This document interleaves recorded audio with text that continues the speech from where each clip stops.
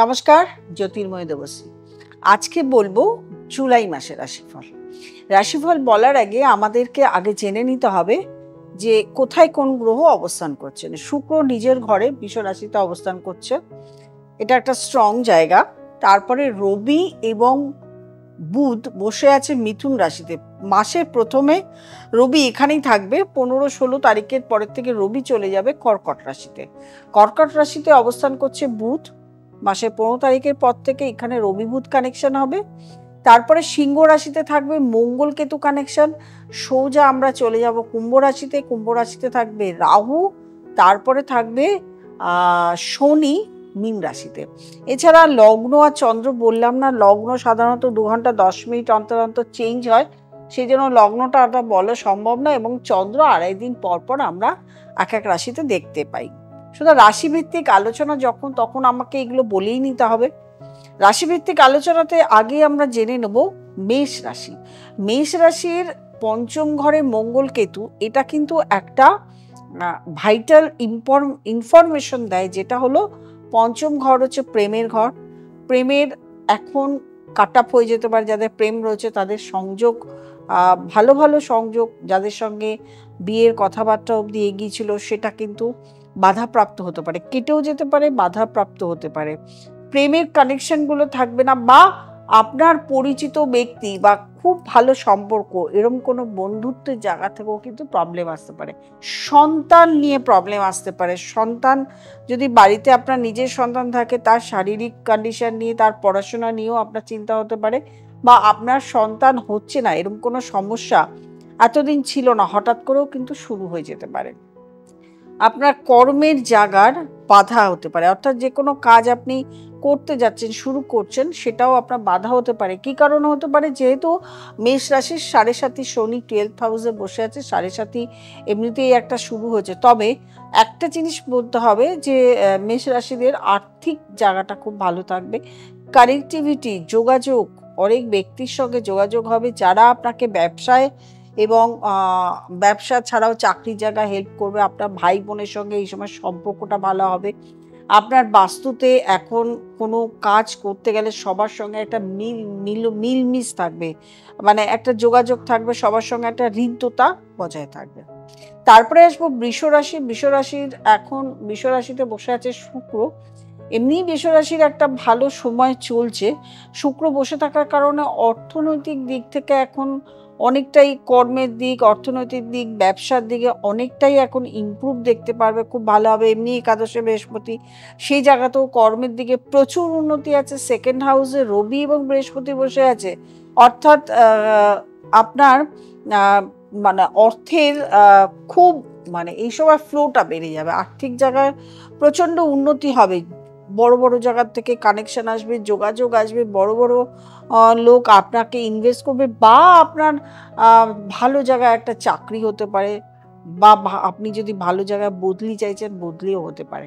তবে একটা জিনিস মাথায় রাখতে হবে, মঙ্গল কেতু 4th হাউসে, অর্থাৎ 4th হাউস মানে আপনার যদি নিজস্ব রাশি বৃষ রাশি হয় এবং আপনি যদি পড়াশোনার সঙ্গে যুক্ত থাকেন, বা কোনো বাচ্চা সন্তান, আপনার সন্তান যদি বৃষ রাশির হয়, সে যদি মাধ্যমিক, উচ্চ মাধ্যমিক পরীক্ষা, এই সময় কোনো ধরনের পরীক্ষা যদি এখন দিতে থাকে, তাহলে কিন্তু সেই পরীক্ষা রেজাল্ট ভালো হবে না। সুতরাং তাদেরকে খুব কনসিয়াস থাকতে হবে, পড়াশোনাতে মন দিতে হবে। 4th হাউসে মঙ্গল কেতু মানে আপনার বাস্তুতেও কোনো সমস্যা আসতে পারে, বাস্তু গৃহে গোলযোগ আসতে পারে, কেউ অসুস্থ হয়ে যেতে পারে, হঠাৎ করে আর্থিক ক্ষতি হতে পারে, লস হতে পারে। সুতরাং ইনভেস্টমেন্ট করার সময় আপনাকে একটু দেখে শুনে ভেবে চিনতে ভালো অ্যাস্ট্রোলজারকে দেখিয়ে ইনভেস্ট করুন। তারপরে আসবে মিথুন রাশি। মিথুন রাশিতে রবি বৃহস্পতি বসে আছে। বৃহস্পতি 16 তারিখে চলে যাবে কর্কট রাশিতে, কিন্তু সেটা কথা নয়। মিথুন রাশির এখন বড় বড় লোকের সঙ্গে পরিচয় হবে, যারা মিথুন রাশির জাতক জাতিকাদের বাইরে থেকে মেন্টালি, ফিজিক্যালি প্রচণ্ড হেল্প করবে, এবং নিজেও প্রচুর ভালো ভালো জায়গার ভালো ভালো লোককে ভালো ভালো জায়গায় হেল্প করে, নিজেও হেল্প করে ভালো লোককে ভালো জায়গায় পৌঁছে দেবে। অনেক লোককে, অনেকে আছে না, মানে কিছু কথার দ্বারা, বাক্যের দ্বারা কাউকে জ্ঞান দিয়ে, কাউকে কিছু বলে যে তোর এটা কর ভালো হবে, ওটা কর, এই জায়গাটা কিন্তু মিথুন রাশি জাতক জাতিকাদের এখন চলছে। মিথুন রাশি জাতক জাতিকাদের ব্যবসার জায়গা এখন ভীষণ ভালো। যদি নতুন কোনো ব্যবসা শুরু করতে চান, পরিকল্পনা থাকে, এখনই শুরু করতে পারেন। যদি চাকরি চেঞ্জ করে অন্য কোনো চাকরি চান, সেটাও কিন্তু আপনি এখন বদলি, চেঞ্জ এগুলো করতে পারেন। আপনার প্রচুর জায়গা থেকে সুযোগ সুবিধা আপনি পাবেন। অর্থনৈতিক দিক এখন ভীষণ ভালো। তবে বলবো ভাই বোনের সঙ্গে সম্পর্ক খুব একটা ভালো থাকবে না, আধায় কাজকলায় হয়ে যাবে। অর্থাৎ কখনো ভালো কখনো মন্দ। ভাই বোনের সঙ্গে মানে কোনো রং ডিসিশনে যাবেন না, কোনো রং সিদ্ধান্ত যাবেন না, যাতে সেটা বহুদিন কন্টিনিউ হয়। অর্থাৎ ভালো একটা সম্পর্কের মধ্যে থাকার চেষ্টা করবেন।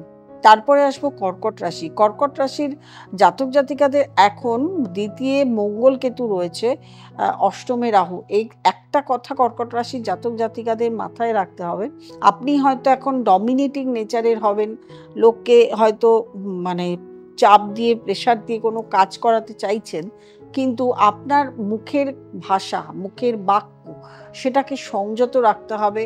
আপনি কাউকে কখনো কটু বাক্য, খারাপ কথা, কাউকে নিয়ে খারাপ চিন্তা এগুলো করবেন না। আপনাকে সবসময় ভালো চিন্তা, ভালো কথা, ভালো ভাবনা এগুলো ভাবতে হবে। যদি করেছেন তো লোকের মানে যে কোনো লোকের সঙ্গে আপনার সম্পর্ক, রিলেশন খারাপ হতে পারে।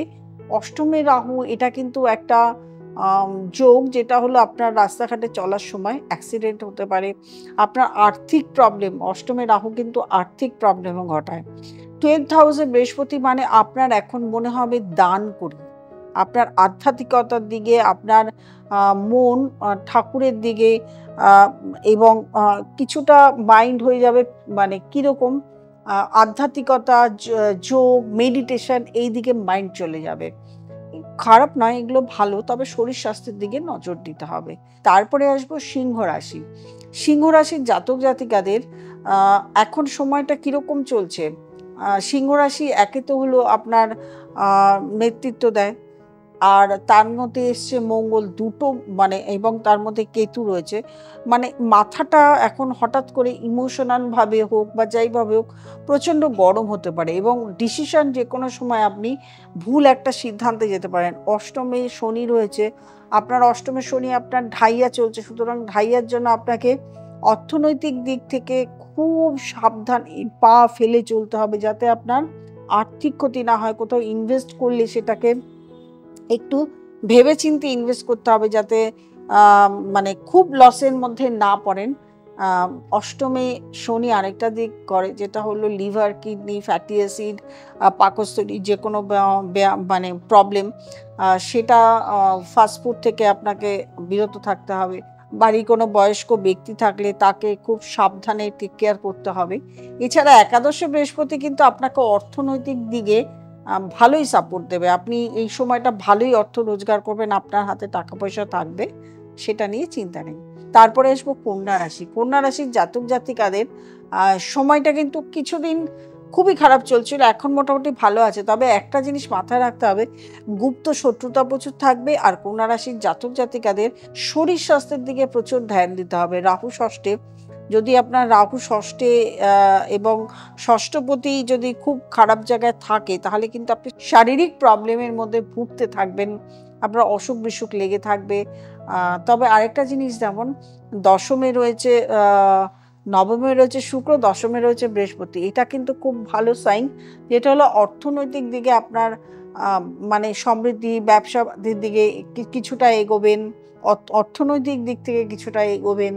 আপনার মানে অনেক দিক থেকে কানেক্টিভিটি আসবে, আপনি রোজগার করার কানেক্টিভিটি আসবে, এগুলো কিন্তু আসবে। তবে কর্মক্ষেত্রে প্রচুর শত্রুতা থাকবে, গুপ্ত শত্রু, সেটা আপনি নিজেও টের পাবেন না।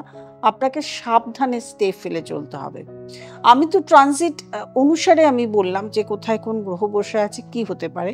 আপনার নিজস্ব birth chart, date of birth, time of birth, place of birth, এটা বার্থ চার্ট হয়। সেই বার্থ চার্টের কোথায় কি বসে আছে আমি তো জানি না, আপনার কি দশা চলছে, অন্তর্দশা চলছে, সেটাও জানি না। তবে ট্রানজিটে যেমন ঢাইয়া চলছে, অষ্টমে রাহু, এগুলো আমি বলতে পারি। সেটার উপর ডিপেন্ড করে আপনি কতটা ভালো থাকবেন। এই কতটা ভালো থাকা, কতটা খারাপ থাকার জন্য অবশ্যই আপনাকে নিচে স্ক্রলে নাম্বারে ফোন করতে হবে, কি আগামী দিনে কি হতে চলেছে, আপনি কতটা ভালো থাকতে পারবেন বা আপনার প্রবলেম হচ্ছে, কেন হচ্ছে, এগুলো জানার জন্য নিচে ফোন নাম্বারে কল করে চেম্বারে আসবেন, না হলে অনলাইন কনসালটেশন করে নেবেন। আর যারা নতুন প্রোগ্রাম আজকে দেখছেন তাদেরকে অবশ্যই বলবো সাবস্ক্রাইব করতে, লাইক করতে, কমেন্ট করতে, শেয়ার করতে এবং নোটিফিকেশন অল বেলটি প্রেস করতে ভুলবেন না। প্রত্যেকে ভালো থাকবেন, আনন্দে থাকবেন। নমস্কার।